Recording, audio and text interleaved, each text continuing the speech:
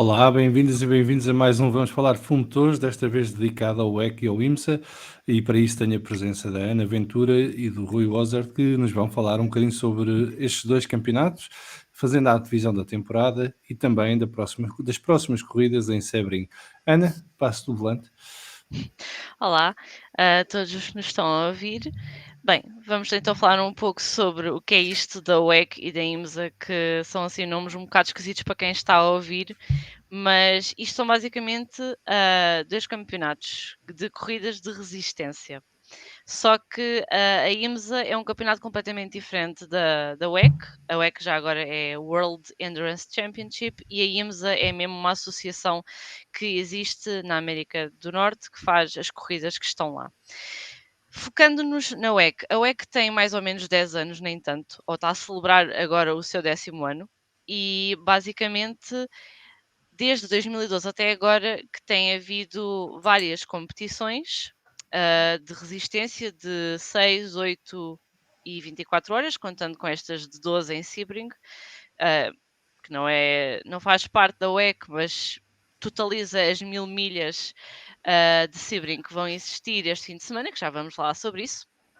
Mas o campeonato de resistência tem bombado imenso nas redes sociais e ao longo dos últimos anos. E eu queria perguntar ao Rui o que é que ele achava sobre este campeonato, uma vez que inclui as 24 horas de Le Mans, que são bastante conhecidas e que também foi isso que levou à construção deste campeonato. Em primeiro lugar, boa noite. O EC, de facto, como tu disseste, nos últimos tempos tem vindo a bombar, tem tido a introdução de novos fabricantes. Nos próximos anos vamos ver a entrada da Peugeot, da Audi, da Porsche. O EC tem a particularidade, como tu também disseste, de ter as 24 horas de Le Mans inseridas no seu campeonato. É a corrida mais prestigiante do mundo para alguns. É a corrida que muitos pilotos desejam ganhar e é sobretudo uma prova à resistência quer do piloto, quer da máquina, quer das equipas. O EC ultimamente tem trazido muito mais público tanto aos circuitos como à televisão e acho que o IMSA também tem ajudado a isso, sobretudo em Portugal.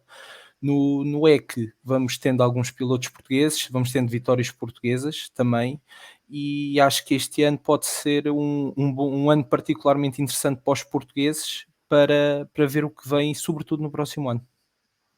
É verdade, já tivemos o Filipe Albuquerque, que já veio cá também, que foi campeão das 24 horas de Le Mans, que foi vencedor, acho que por 2 vezes, das 12 horas, não, das 24 horas de Daytona, mas nunca conseguiu vencer em Sebring. Portanto, neste momento estamos um bocado todos a puxar para que ele ganhe este ano e assim, então, dá-lhe mais prestígio, não só a ele, mas também a Portugal. Como nós já referimos, aliás, existem alguns portugueses que estão na WEC, são eles Filipe Albuquerque, temos também o António Félix da Costa, já tivemos o Pedro Lamy, não sei se o João Barbosa chegou a estar na WEC, acho que não, só teve mesmo na Estava no IMSA, IMSA, não é? sim, no IMSA, Tivemos os acho que irmãos nunca esteve Breiner mesmo na também. WEC.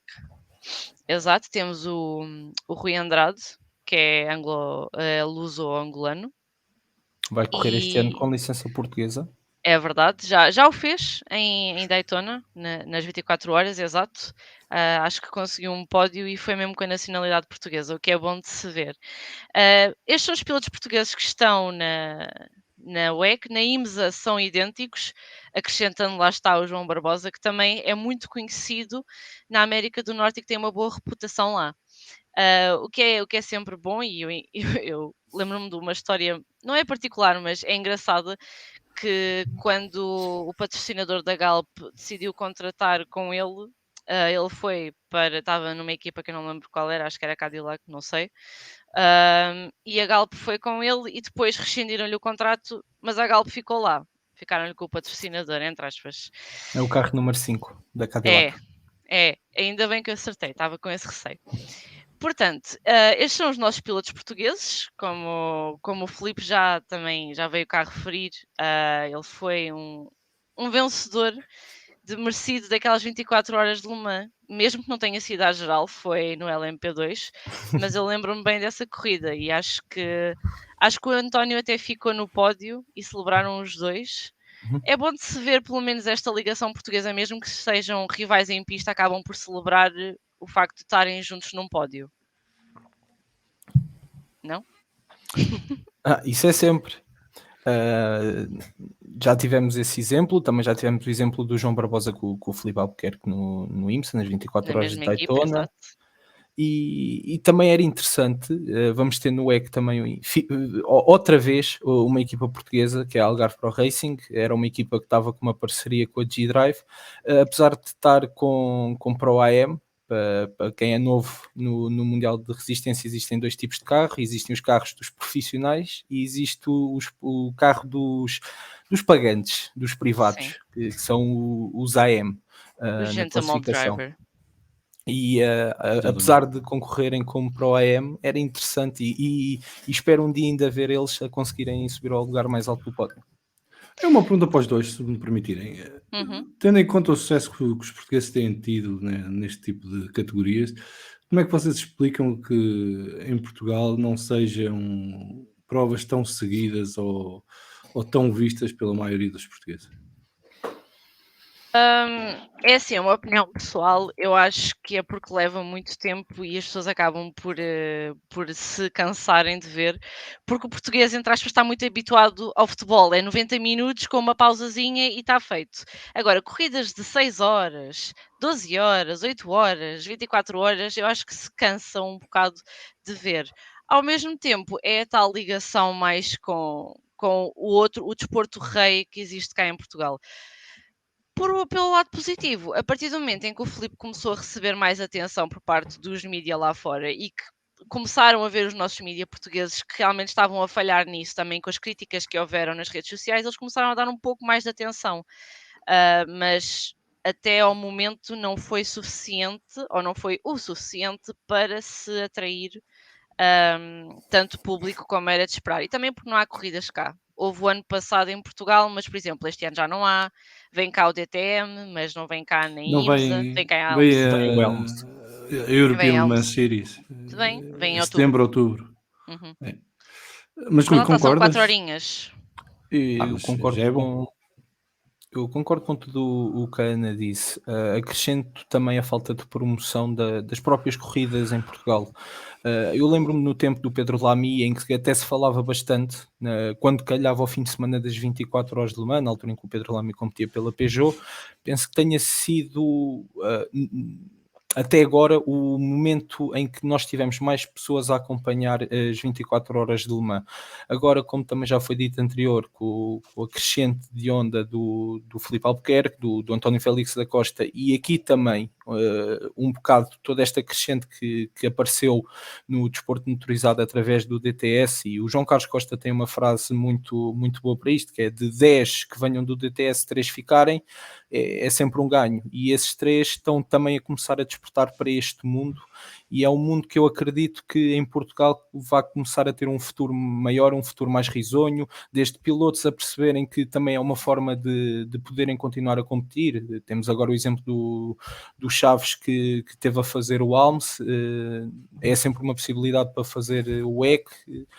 E acho que esta nova vertente de pilotos que temos, jovens, também vai começar a apostar mais neste caminho. E apostando nesse caminho, isto também faz com que as pessoas comecem a ter uma maior ligação com o que é a resistência, com toda a maravilha que as provas de resistência têm, e as horas noturnas que temos numa corrida de resistência, e que isso vai começar a ser um novo apelativo para os próprios fãs. Bem, eu só queria saber isto porque vocês os dois estão mais por dentro deste mundo do que eu, e mete-me sempre um bocado de confusão, porque eu acho que a Fórmula 1 às vezes funciona como o futebol dentro do desporto motorizado, não é? Toda a gente segue a Sim. Fórmula 1, mas depois esquecem-se que há um conjunto de outras categorias e de todo tipo de provas, que todas elas são fascinantes e têm muito interesse de ser seguidas. Mas posto isto, Ana, continua, peço desculpa. Não, já agora, pegando no que tu acabaste de dizer, é bom que também nos ofereças este espaço para que falamos e apresentamos outro tipo de modalidades que não apenas a Fórmula 1 às pessoas. É importante que estes espaços existam sempre. O espaço é vosso e é para ser ocupado. Parado não serve para nada. Mas vamos continuar então. Ok, como o Rui tinha mencionado há pouco, existem duas categorias de carros ou duas categorias que existem dentro dos GTEs, que são Gran Turismo Endurance. Mas não é só isto que existe na WEC. Existem 4 categorias ativas neste momento, que são os hipercarros, que estão a estrear-se este ano. Sim. Não, o ano passado. É O ano passado já houve? E Ano para o ano é o passado já quê? Passado já houve. Eu nunca Para o ano sei. continua, vai haver os chamados LMDH, que há de ser os Exatamente. Le Mans Daytona Hypercars. Hyper. Sim, Ok, obrigado. nada. Portanto, há os LMD, H. Há os hipercarros, há os LMP2, há os GTE Pro e os GTAM. Os atuais hipercarros são os antigos LMP1 e que são Le Mans Prototype 1, Le Mans Prototype 2 e Le Mans Prototype 3, que já não existem nesta nova temporada da WEC. E qual é a diferença destes carros? A diferença Ana, é que são desculpa. uns mais rápidos que os outros, diz. Para os Sei que não é bem antigos, os LMP1 ou os hipercarros são os antigos Grupo C. Só para isto para aquele Pronto. pessoal mesmo mais antigo ainda. Sim, para quem já está mesmo dentro disso.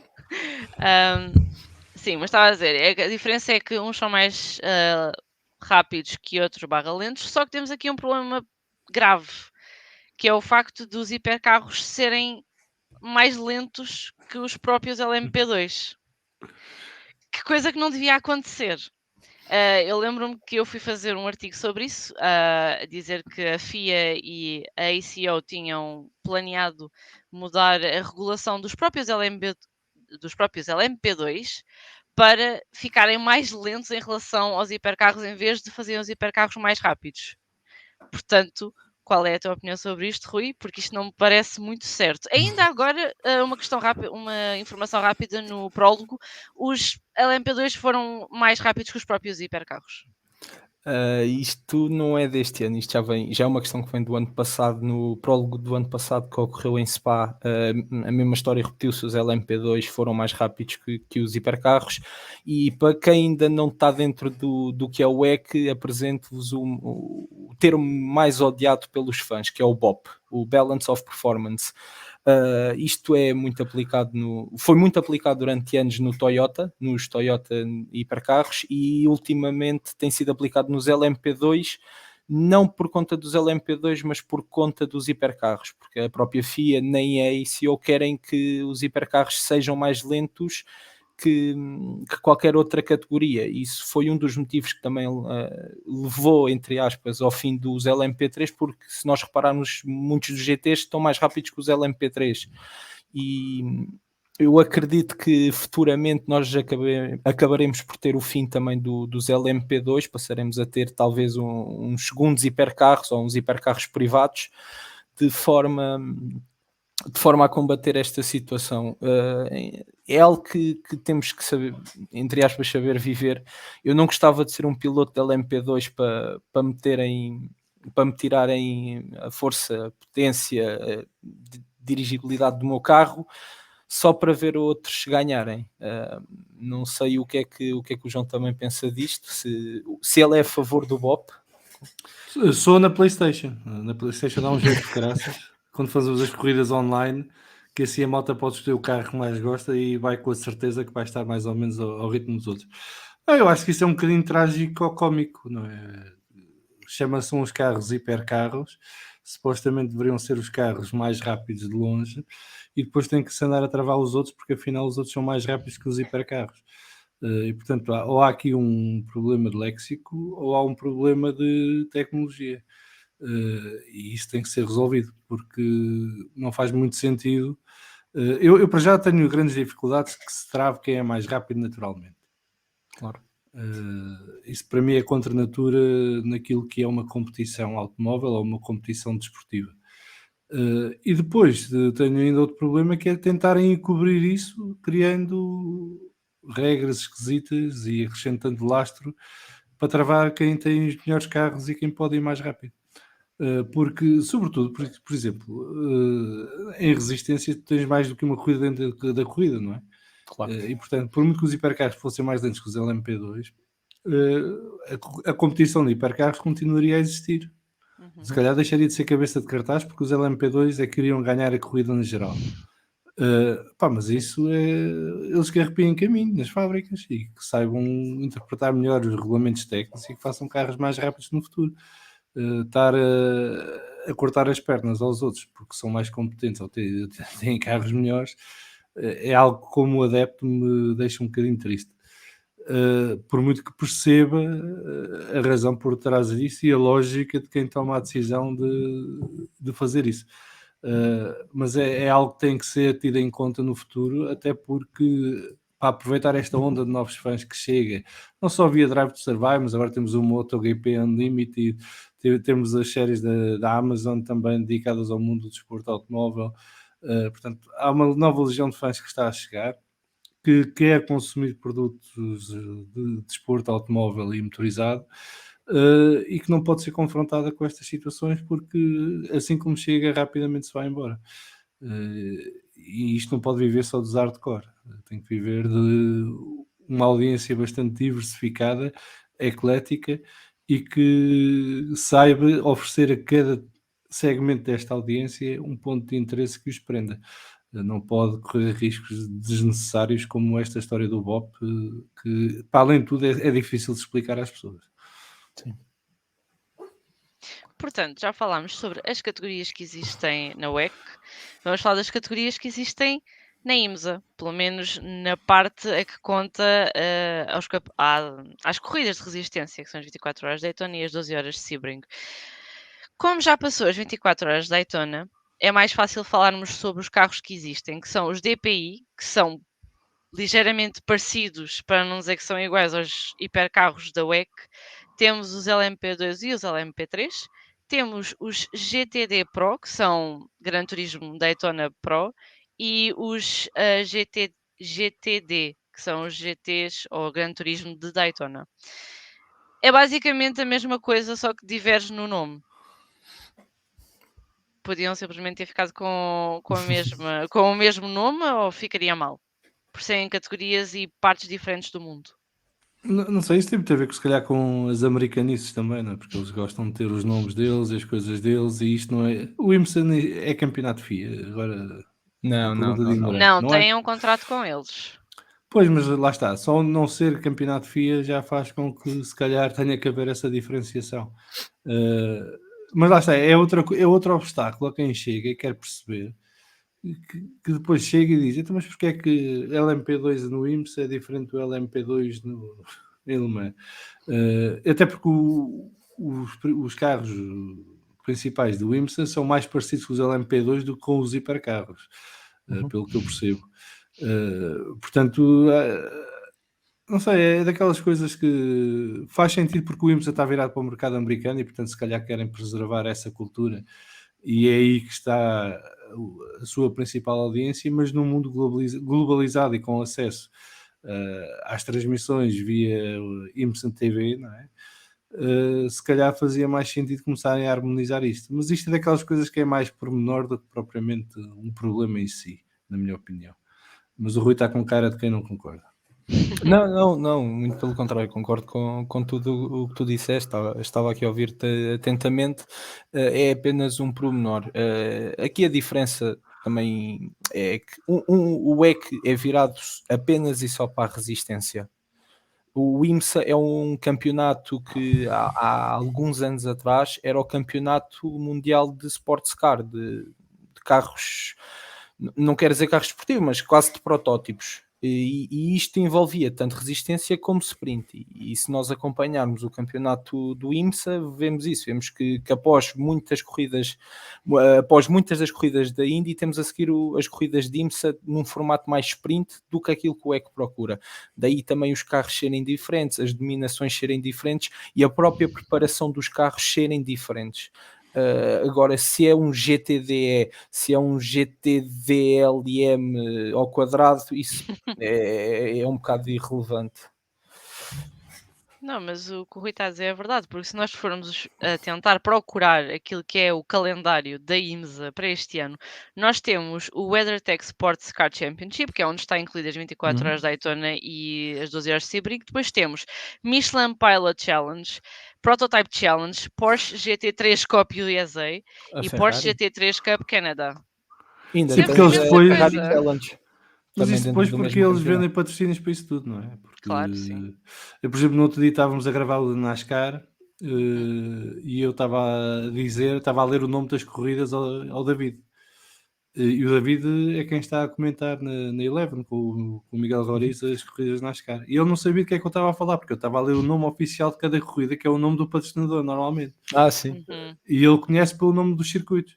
E só aí já se criou confusão. E isto é com alguém que sabe mais disto do que um Exato, que cidadão está lá médio, não é? dentro da área, exato. Portanto, imagino que não seja para os fãs depois perceber estas distinções todas entre os diferentes campeonatos e as diferentes coisas pelos nomes que lhes dão também, não é? Isto Não para ser o nomes fã é mais fácil. explícitos. Isto para o fã é fácil. Comprar o bilhete para entrar às 7 da manhã do domingo e sair de lá às 9 da noite.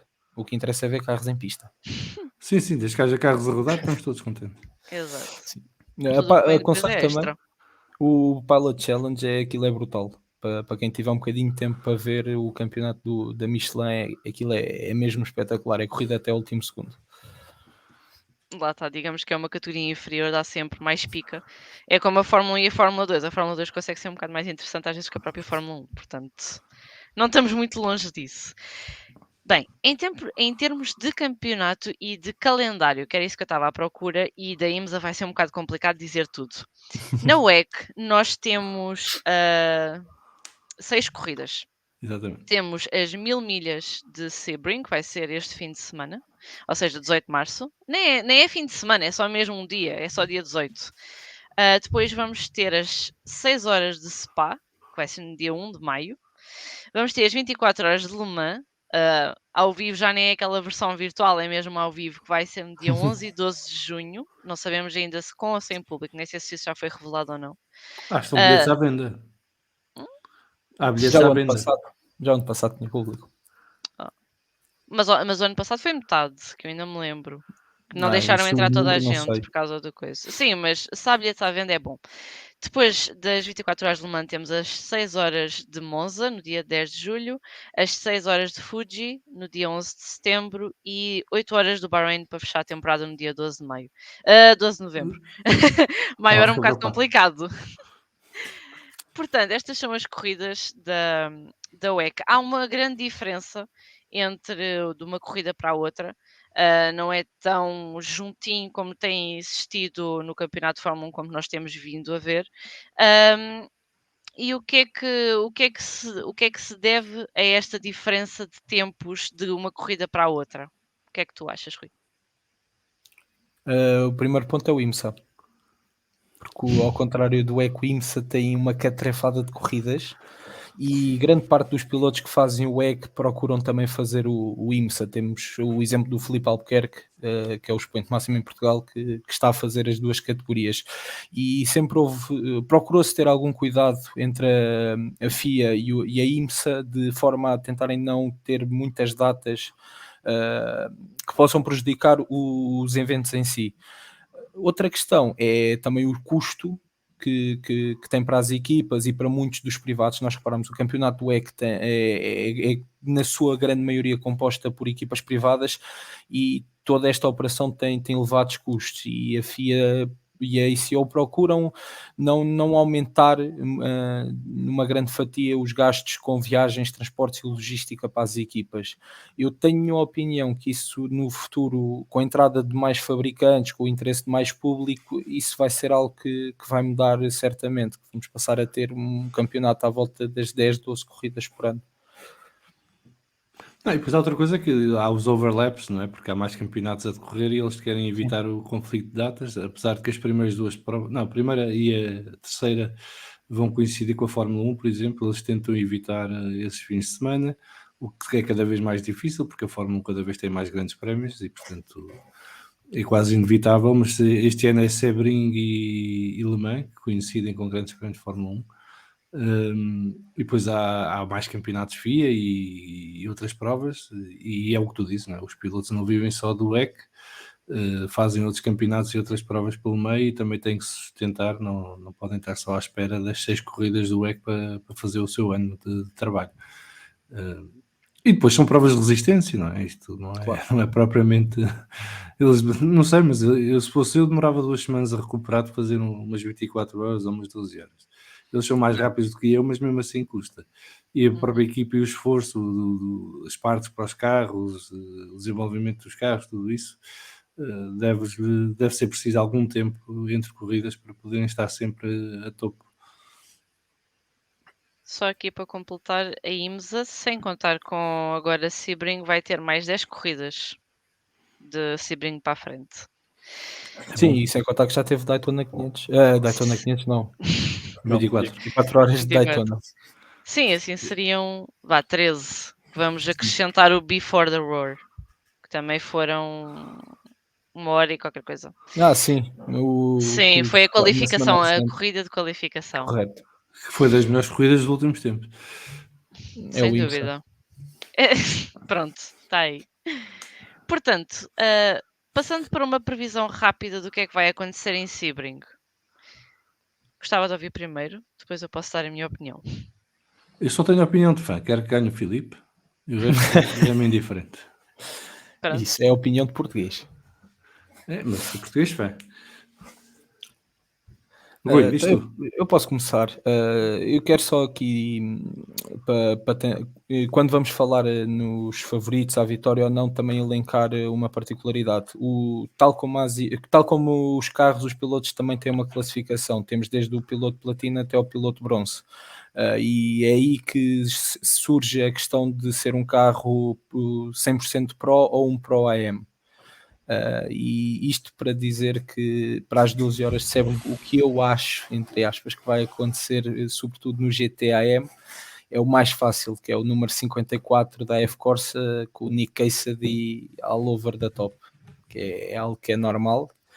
Para o GT Pro, eu acho que a Porsche com o número 92 vai se vingar do que aconteceu e vai ter o Kevin Estre e o Michael Christensen a vencerem na categoria. Para os LMP2 isto está interessante e quem acompanha o prólogo vê que estão quase todas no mesmo nível, mas eu acho que a Prema vai entrar com tudo, vai ali com o carro número 5, o anticarro da WRT, que vai estar com o Kubica, com o Deletraz e com o Lourenço Colombo. Toda a estrutura tem potencial para vencer. Nós esperamos que não, esperamos que seja o número 22 da United a vencer, ou o 38 da Jota com o António Félix da Costa, que também era algo bonito de se ver. Nos hipercarros é mais do mesmo, Toyota número 7, onde quer que o Kobayashi esteja, a Toyota vence. Eu sou grande fã do Kobayashi, ficam a saber. Aliás, eu sou grande fã de pilotos japoneses em geral, mas o Kobayashi tem um lugar especial no meu coração. Somos dois. Quando ele fez aquele pódio em Suzuka, acho que foi no último ano dele na Fórmula 1, não foi? Em Suzuka foi no último ou no penúltimo? Mas ele quando fez esse pódio, a mim soube como se estivesse a ganhar no Mundial. Eu aconselho toda a gente a ver a pole lap que ele E faz. com um Sauber, atenção. Sim. Para mim a pole lap que ele faz em Le Mans é uma coisa do outro mundo. É a melhor volta que se fez naquele circuito. É um canhão autêntico. Muito Sim. bem. Já passámos para a Fórmula 1, entretanto. Não, e só dizer que eu nisto Sim. sou um bocado fã agnóstico, eu não conheço muito a maior parte dos pilotos e dos campeonatos e provas, mas no outro dia estava a dizer ao Nuno Pinto que não sei se é da idade, mas eu cada vez gosto mais de provas de resistência. Fascina-me toda a estratégia, todas as alterações que vão sofrendo ao longo das corridas, tanto os carros como as mudanças de pilotos, como o espírito de sobrevivência, porque aquilo basicamente, pronto, de forma simplista, aquilo é uma corrida de NASCAR, não é? O que interessa são as últimas 5, 10 voltas, mas tem que chegar às 5, 10 voltas finais no sítio certo. E às vezes nessas 5, 10 voltas finais te chegam. Tivemos os últimos exemplos dos últimos anos não têm mostrado isso. O ano passado, com o carro do Kubica e do Deletraz, o DAFA, na última volta, literalmente a parar, e há uns anos com o Toyota a morrer na reta. Isso para mim é das imagens mais incríveis da história recente. Sem dúvida.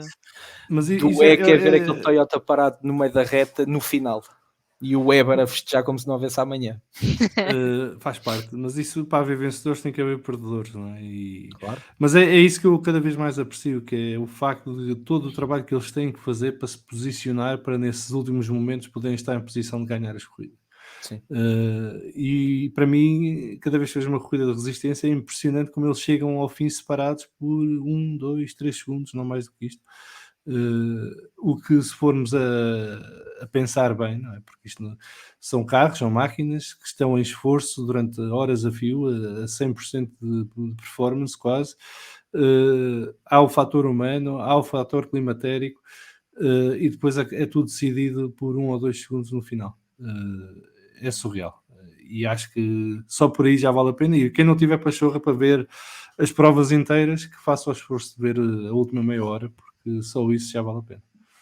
Sim, Sim. depois da última meia hora passa-se para 1 hora e meia, 2 horas, até que Pois, depois e uma depois pessoa diz: Olha, deixa-me ver desde o início. Até que depois É, estamos a mandar vir com os anúncios de snooker. É verdade. Tantas e do 24 ténis. horas de uma- Djokovic! Ou o Djokovic, é verdade. E o Alonso, coitado, já captou para aí umas 1000 vezes Sim. do Dakar. Foi o ano passado ou há 2 Foi no ano anos. passado. Era a imagem. Muito bem. Estava de passar. Ana, está feito por hoje? Está sim, só Eu queria queria só dizer ouvir que também as eu. previsões da Ana. Sim, Já eu só ia agora. dizer muito Claro, rápido peço desculpa. que. Não faz mal. Eu só ia dizer muito rápido que eu gostava de ver a Alpine realmente a fazer alguma frente à Toyota. Acho que iria ser muito engraçado. Fazia parte dele plano, vamos acreditar que sim. Ahm, Depois no LMP2, claro que se eu puder estar sempre de olho nos portugueses, eu mantenho um olhinho lá. Acho que a Prema também vai sair-se bem, pelo menos fez um bom tempo neste prólogo. No GT Pro e no GT AM, que são categorias que não são muito vistas, eu acho que, coitadinhos, eles não têm tanta atenção, mas eles também tiveram grande corrida, principalmente em Daytona.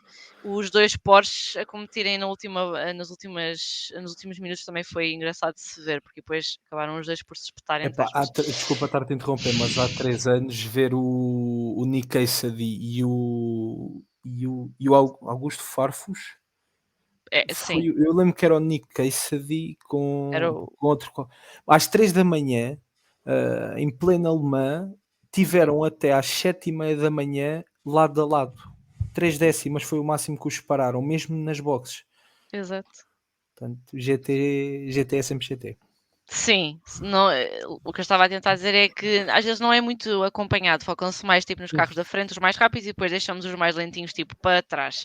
Mas também tem-se dar a sua atenção, porque lá está, existem corridas fantásticas que estão a acontecer nos GTS e às vezes não se vê. No GTE Pro, eu honestamente espero que os AF Corse estejam realmente a brincar quando ficam durante 4 sessões seguidas em último lugar. Eu espero que seja realmente uma brincadeira. Vamos ver o que é que a Porsche também consegue demonstrar neste ano. E no GTE é a mesma coisa, porque a Ferrari também não parecia lá muito boa, mas os Porsche estavam em alta. Portanto, estou curiosa para ver como é que vai ser esta primeira corrida e a partir daí podemos tirar as nossas verdadeiras Conclusões. pensamentos, conclusões do que é que vai acontecer nas próximas corridas que por aí vêm. Portanto, acho que agora sim está feito. Muito bem, então ficamos por aqui hoje. Vamos falar de motores dedicado ao WEC e ao IMSA, com a certeza de que voltaremos em breve para falar não só de Sebring, mas também de Spa e de Le Mans, do que aí vem a seguir. E cá vos esperamos. Rui e Ana, muito obrigado. Vocês sabem muito disto e para a próxima vez eu já nem preciso de vir. E desejar a quem nos ouve e vê grandes corridas, porque esta semana já temos um fim de semana daqueles fantásticos, que mete tudo. Acho que difícil é encontrar um campeonato que não tenha prova este fim de semana. Portanto, isto Fórmula E. já começa. Olha, pronto, Isso nem é ninguém dava por ela, não era Sim. preciso falar. Campeonatos com barulho. Passa de Faz fininho. favor. Mas isto começa a sério agora, já vai ser a doer. Cada fim de semana já vamos ter muito para nos entreter e seguir com atenção. E vamos falar de motores, vai seguir o máximo de campeonatos possível e fazendo aqui a análise e o comentário de cada uma dessas corridas. Muito obrigado a todos e a todas. Beijinhos e abraços. Até breve.